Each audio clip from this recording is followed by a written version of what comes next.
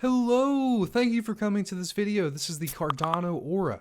This is the podcast where I bring the people on that add value to the Cardano ecosystem. It's the Cardano's Use and Utility podcast. Today's episode was with Frederik, the new CEO of the Cardano Foundation. The reason this episode was not live is because he was on a limited time span and I had to send the questions in before.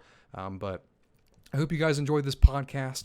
I also wanted to say that this podcast is being conducted as a Cardano ambassador, not as a stake pool operator. They wanted me to make an important distinction about that because the Cardano Foundation does not want to represent any stake pools, and that's fair. I understand where they're coming from, so the one advertisement that I can do is the Brave browser. If you guys want to block ads, be paid in cryptocurrency, and just overall have a fast browser, Brave is the one to do it.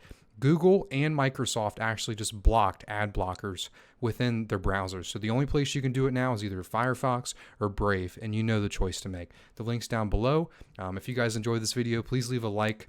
Click that notification bell right here. Click all notifications. It supports me and my channel, and it's free. Also, leave a comment down below if you enjoyed the video. The first part, it might come off a little weird because it's jumping right into it. We were talking about flame swords in video games. It was kind of the chat before we started the actual podcast. But for me, it was interesting to hear his opinion about video games and kind of how they have these assets, right? These whether it's a flame sword or if it's a skin for a gun. It was cool just hearing his opinion on that and kind of how blockchain can be used for that. So just ignore that first part. You can skip past it if you don't like it. I just thought it was interesting, so I'm going to include it. Right after that part, we start the Cardano aspect of it. So I hope you guys enjoy it. There's not a lot of legislation around that, and people trust the games a lot, right? And if you think about it, right, and around scarcity and so on, right, if you go in and do a new flaming fire sword, what would actually happen on the supply and demand side on the various platforms when you're trying to buy one or just bought one, right? And then the developer just issues another 100 of those, right? Mm-hmm. So there's a whole market economy in there which people don't really realize, and they're just so hard. They trust these brands like we trusted banks, 20 years ago, right? So yeah, some exactly. of the places become because it's just an infinite amount of those flame swords, so there's really no way to really look at kind of like a ledger to see how many there are in general, and really if there's a limit or a cap, because they're really probably entered just from the probability of getting the sword itself, so. Voila, right? And if you think about, if you put a little bit of blockchain into that, what would actually happen with the supply and demand on that, right? So right now they're living of this very, the brand and the ability to market and the ability to get your attention, right? But when these things get a little bit bigger than they are today, I think, there would definitely be some room for some ledger technology in there. Yeah, for sure, especially as the transactions per second is optimized and more can be built on top. But we can go ahead and get started. First off, I just want to say thank you for everyone clicking on this video today. Today I have Frederik with me. I really appreciate you taking the time to do this interview. I know that you just started the Cardano Foundation, so you have a very busy schedule, and it really just happened recently. So I appreciate you getting me in so early. Of course. Yeah. Happy to be here and happy to connect. I'm looking forward to a fantastic dialogue in the next 30 minutes, and hopefully we can cover a lot of ground. Yeah, for sure. Really, the first thing I want to talk about today is for people that are just getting into Cardano. What is the Cardano Foundation? Oh, yeah, that's a very good question. So I guess if people just coming into Cardano, they understand now that Cardano is a way to represent value, identity, and governance on a piece of, let's say, a set of protocol software and hardware, right? And it's a community-led project, and the development company, the product company, and also the brain behind that is IOG, or IOHK as they were known before. And they're building the technology, right? And the idea about the foundation is really to ensure that longer term than just a balance sheet or a generation, that we enable the architects of the future and not the victims. It is really about to bring a new standard in technology, about an open and inclusive to challenge the old and activate a new age of sustainability and global distributed innovation. And all of that, has a lot of B words in it, right? You would have heard that a lot, and you say, what does that really mean, and so on, right?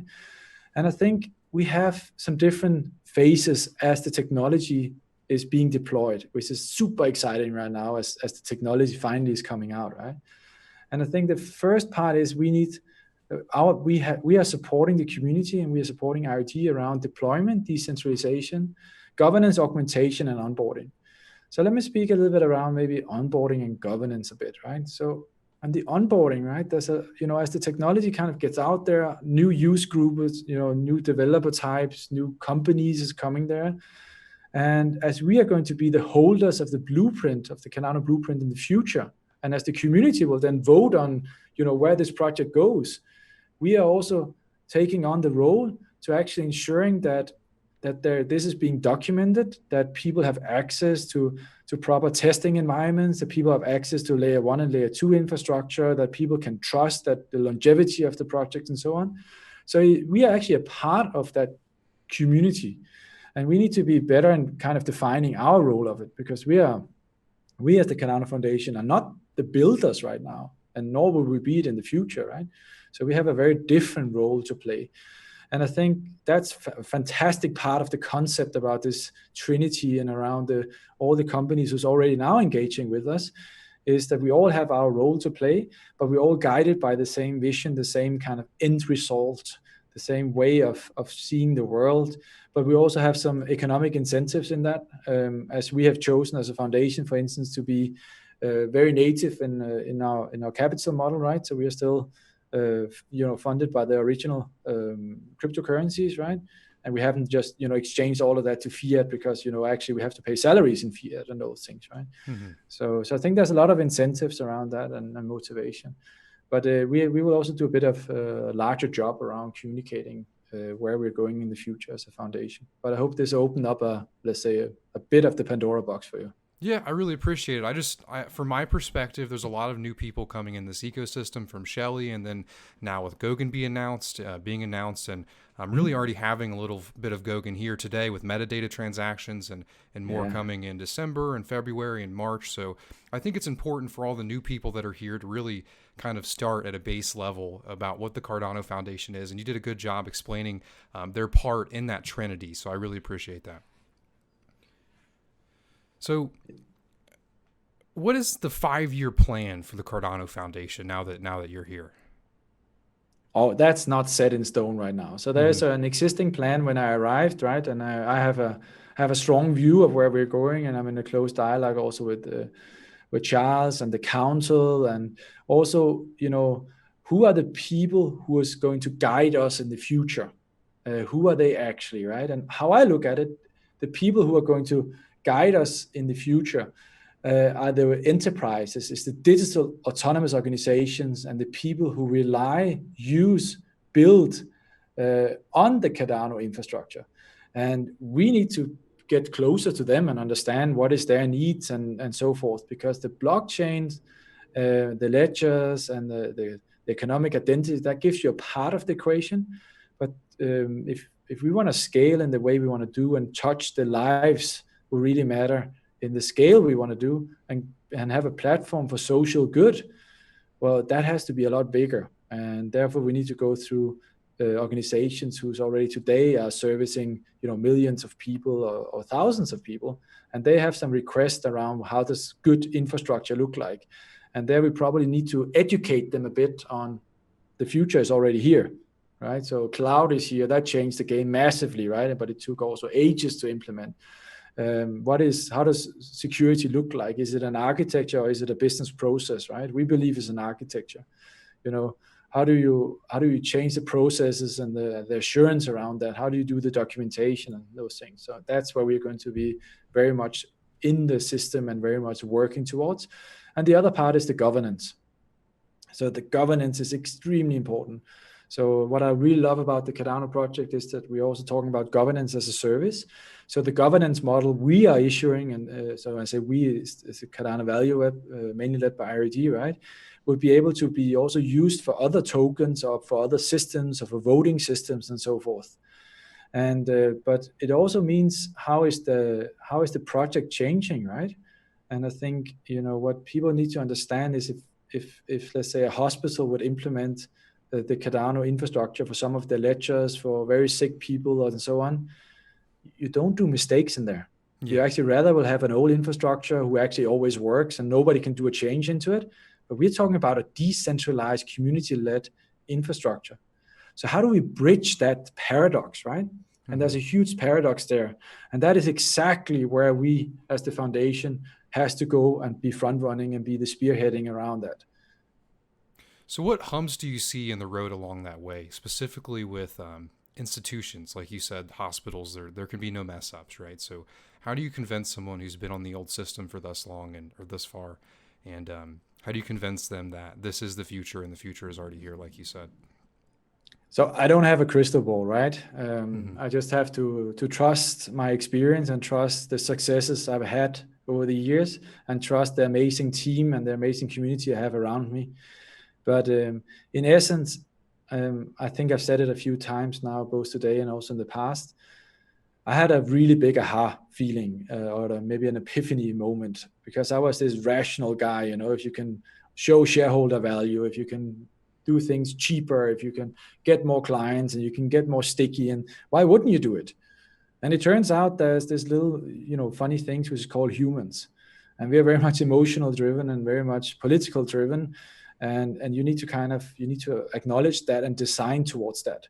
And I think even though we would have the best technology in the world, which we most likely will be when we are actually finally launching this will be a unicorn, right?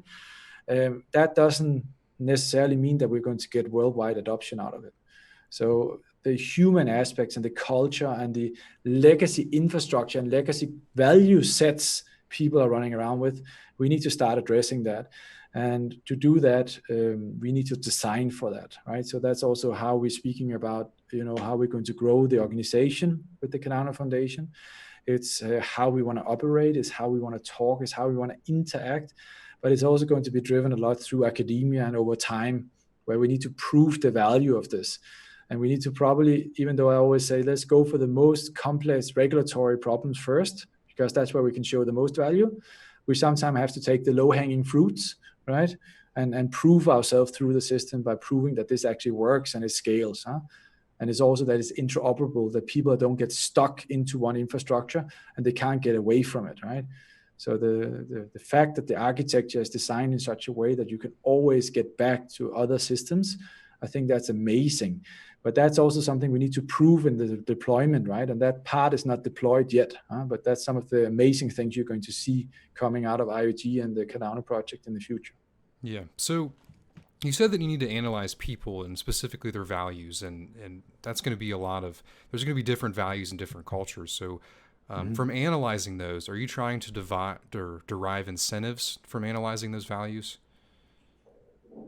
Well, yes and no. So I think incentives fits more in our governance model, right? So we need to understand when we design these governance models, what incentivize people and what is the possibilities and what does fairness actually mean? Because fair for some is not fair for others, and what incentivizes some people doesn't incentivize other people. Mm-hmm. So I think that belongs more on the governance part. But yeah, no, very, very open and very honestly speaking, right? We need to understand what is the bridges we need to cover that large, business critical and life critical infrastructures choose to build their stuff on us. What is the delta there? And we have a lot of hypotheses, and I think the way the protocol is built is fantastic, but there's a lot of work to be done there, because this is just so ingrained into, sometimes people just don't know. It's just designed into the procurement process that they cannot say yes to somebody who don't have an incorporation, for instance, right? And that's because the whole legal system in the world is built on, that how you punish people is that you go to where they're incorporated or you end by one final person, right? But in a really community-led decentralized system, if something goes wrong in the infrastructure, how can you even ensure that? How can you punish them if there's no legal incorporation, right? Yeah. So there's some fundamental questions and also some time who needs to, pass before we get to a stage where we really can get the full benefits out of what we are proposing and what we are showing the world here. And on that journey, we can do a lot. And I think that's where we need to kind of look at what's the art of the possible. What is our killer apps? What can we deploy out there where people can rip it apart because it's open source? is a free language, right? And then put the local changes, right? So I speak a lot about local first. We need to fix the small local economies. We need to fix the local business models before we can start fixing, the big picture. And I think we've forgotten that a little bit in the globalization we're having now. Yeah, that's really insightful. I appreciate your response on that. One thing I was really curious about is really your history in banking. And the way Cardano is designed is we start off with the peer-reviewed papers, and that was really just to have a way to give institutions kind of a proof, a proof of the design. So do you feel that bankers will actually kind of take on Cardano because of the peer-reviewed process, or is that kind of something that's not really important to them and it's really more important to more academic and industries? So I need to validate my hypothesis around that. But in the last 4 years, I built up a blockchain practice for PwC, and I've been part of a lot of projects where we also recommended infrastructure. And Cardano was never on our radar for recommending infrastructure. Out of 2 reasons. One, it was not fully deployed. But the other reason was, it's not that many people who can read those academic papers. Mm-hmm. Let's face it. I don't know. Have you read any of the 70 papers? Yeah, and they're pretty complex. I definitely have to skim over some parts. So in banking is actually it's an art and a craft at the same time. So we lost the art in banking a bit due to regulation and due to anti-money laundering and a lot of other things, right? Consumer protection. So we lost the art a bit. So it really became a craft. And what I mean about a craft is that it's really everything is documented. There's policies and procedures for everything. We always, ask the lawyer 3 times before we move on something. So the art is a bit lost there. And if you look at the academic papers, I think they prove that it is possible to build a system like that.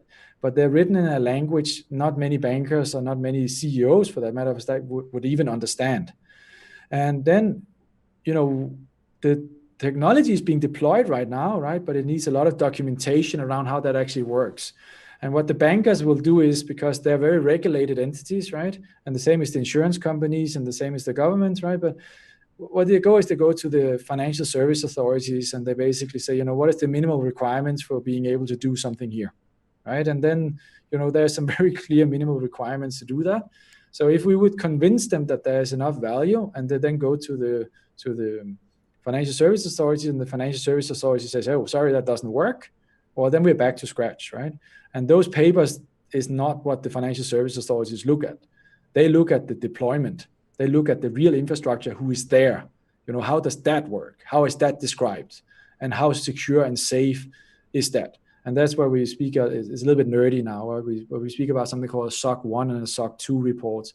So this is specific control reports who's proving that thing does what it's supposed to do, right? So in banking, we always speak about, a book is great, but it's how is the nuts and bolts in the actual engine room actually working? That is what's important from the legal liability and from the authorities. And that's a part of also the role we as the foundation will take over time. Yeah, that's another very insightful answer, because there's really no way for average people in the community to know what bankers kind of base that on. And it's nice to know that you need to kind of have a working system and some evidence versus kind of academic papers, for at least the banking industry.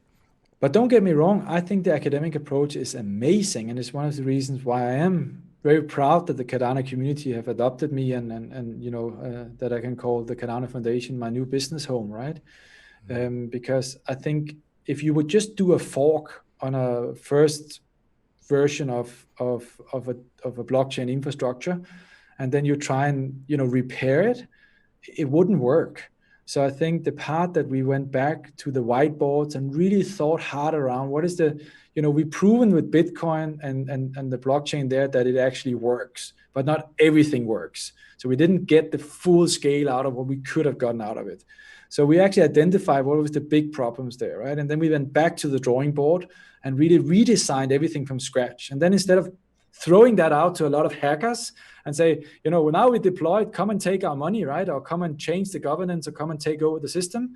We actually took an academic approach with, double blindfolded presentations and so on, right? And it's a super hard and very long approach. And that basically proves that it works. And now the second level of security is now, as is being deployed in the test nets and so on, now there's access to all of the tech nerds and all the hackers and all the people who really, they test it, they take it like the Rubik's Cube and they spin it around and see if it really works like we said it would work, right?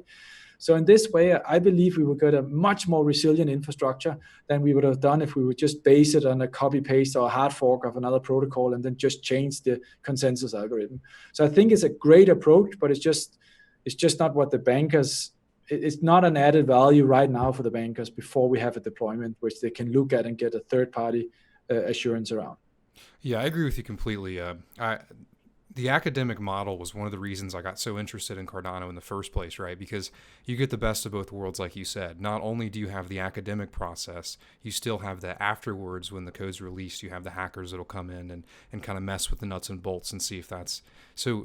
But there are a lot of industries, at least my assumption is there's a lot of industries that are interested in the academic side of things and do look at these papers, so. And by good means, right? Because, I mean, what we're looking at is, I think it was Google who once said that you need to get exposed to 7 different points around you before you do a buying decision, right? So they're looking at, so page impressions, advertisement, maybe a chatbot and so on, right? And trust is a little bit the same way, right? So one part is this nagging feeling you have downstairs, in your tummy, and you think, is this really something? Can I really trust that? And the more people which is not connected to each other, or the more organizations or institutions who kind of confirm that there is something here, the better you feel, right? And I think it's a part of how the human brain works, right? Because it's not that logical that just because 7 people or 7 organizations not connected says this is good, that it means to be good, right? But that's just how we are, right? And then if people, like great people from academia who's been, who lives by, basically disproving or basically finding holes in the cheese on other people's dissertations, right? If they also think there's something here, right? That just counts very high on that scale, huh? And that's kind of building these trust layers around it, which I think is so important because it is a revolutionary way of doing it, right? Yeah. Yeah, we're jumping around here a little bit, but sorry about that. Just get me back on track. No, not I'm jumping around, not you. My next question was, since you just essentially became the CEO of the Cardano Foundation, from your experience there for the past month, what do you think the biggest weaknesses are, and what are you going to do to try to improve on those weaknesses? I think the biggest weakness is there's a misunderstanding of what can we do and what can we not do. And obviously, brutal, honest communication and accountability and transparency is things I'm going to use around that, right? So people really understand what we can do, because if people understand what is the purpose of the Cardano Foundation and what can we influence and what can't we influence, they will be able to guide us and we'll be able to scale much better, right? So I think this is probably one of the larger things I found in the first month. So I was a bit aware of it, but I was probably not aware of to what degree that was. And the second thing is showing what's possible. I think blockchain, economic identity, staking, all of those things, it's really hard to imagine what you can actually do. And to do that, you may have to make it tangible. You have to make some implementations. You have to make some deployments. You have to do something which people can feel, they can grasp, they can see the business models, right? And I think that's going to be one of the magic points when we start, being able to facilitate and broker more of these solutions around the value web which we are sitting in. Yeah, thank you for that. So I read an article, and it was around when you first became the CEO, and you said that the Cardano Foundation remains independent, and that was in response to a lot of people calling for an elected board and a bunch of other things. And I think it's really based on what you just said is people aren't really sure of what you can do, So what efficiencies come from there not being an elected board and the Cardano Foundation remaining independent? Because I know that was the initial design of the Cardano Foundation in the first place because of those efficiencies. So I'm actually all in for having a fantastic board, and it's called the council, right? And we have a very good council today, right?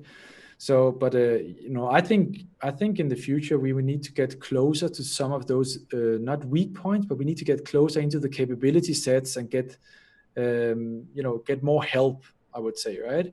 So one of the things I would love to have in the council or in an advisory board would be like a medical doctor who works for a pharmaceutical company, who can really explain and understands blockchain, but can really bridge that gap between a life critical infrastructure as it is to design a pill with all sorts of chemicals, which is supposed to battle cancer or battle COVID-19 or whatever that is, right? So I think I'm actually all for that. But when I answered that question, it just meant that the legal structure of a Swiss foundation is that there is no shareholders, there is no owners, it's a self-owned organization, right? And I would love to have a situation in the future where also Voltaire can be used to maybe in the future maybe get the opportunity also for getting some more community-led council members in there. But it's just very important that people have to understand that the legal structure of a Swiss foundation is not that. It is independent, and there's a legislation and a supervisory authorities around that. But that doesn't mean that it's not possible to get all sorts of different qualifications into the council. I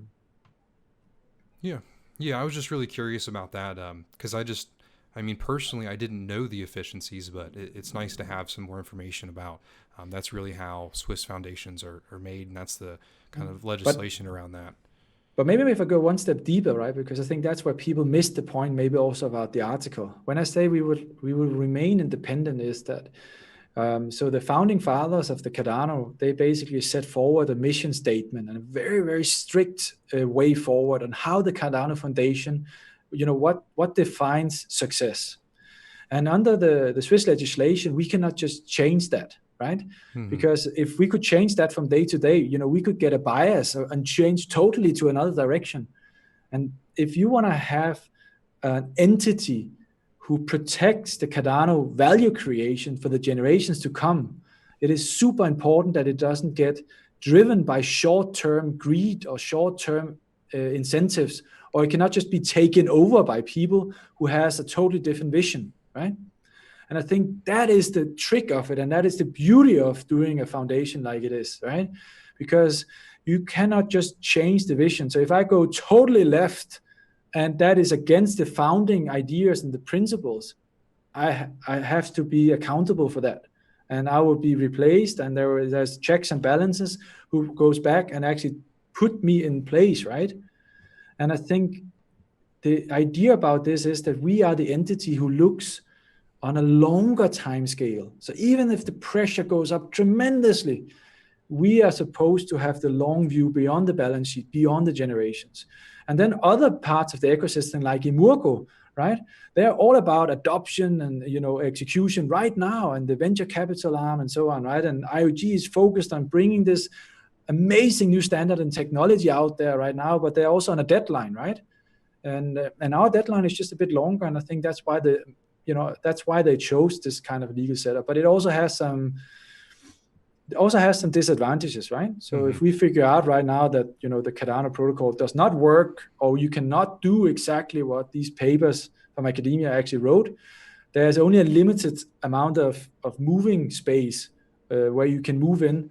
So it takes time to change that. There's some holding periods or freezing periods around when you can change vision statements and so forth. Yeah, thank you for that. That's probably what didn't come out in the article, which could have been more clear there. Mm-hmm. Yeah, and that's kind of the issue with reading articles, but I've really never looked at it in that perspective, and I don't think much other people have, so I really appreciate that. We are running out of time, so I just wanted to say thank you for coming on. I had a great time, and all of your answers were very insightful, and it's definitely going to have me think about the Cardano Foundation in a different way, and I'm looking forward to the future. And if there's anything that you'd like to say before we hop off here? Not really. I really enjoyed the talk as well, and I'm hoping we, if there's content for it, we can do more talks. I mean, you represent the community, right? So you also understand what people want to, when they got too much streaming and not. But I am an engine room guy, very much, right? I'm very much focused on execution, and I would definitely enjoy talking more strategy and more about the purpose of the Cardano Foundation, but also how we can get more activation in the community in the future together with you, and also get your feedback. And I would also like to talk about DeFi, for instance, and what we can do there, because I think there's a lot of DeFi cases coming up in the future. And I think, why not, right? And as you said, are insightful with the metadata and also now the multi-asset support. There's a new wave in blockchain, and that's called DeFi. And we need to ensure that that's being used for social good and also used to bank the unbanks. And it's very close to the idea about Cardano, right? So let's have a bit focus on that, and let's start building on that, because we can do something there already. So if my last word would probably be, let's enable the architects of the future, and architects, they build. So let's start building. And I'm not talking about Cardano, I'm talking about all of you guys out there who's just craving for doing something with Cardano. I think you can already do something. So, get in touch with us or start looking at it, because we cannot do everything. We're not finished yet, right? But you can do some things already now. Awesome. Yeah, it's a great closing. I would love to do this again in the future. I know you're very busy, so if some time slot opens up, we could definitely do this for, I like to do the long form stuff, like an hour or two, but I knew that you were a busy CEO. You just got started, so I really appreciate you coming by today, and I hope you have a good rest of your day. Likewise. Let's start by some half hours, or maybe up to an hour, and then let's go on from there. Yeah, an hour is just fine. That's usually what I like to shoot for, but thank you. All right. Have a good day, and thank you very too. much.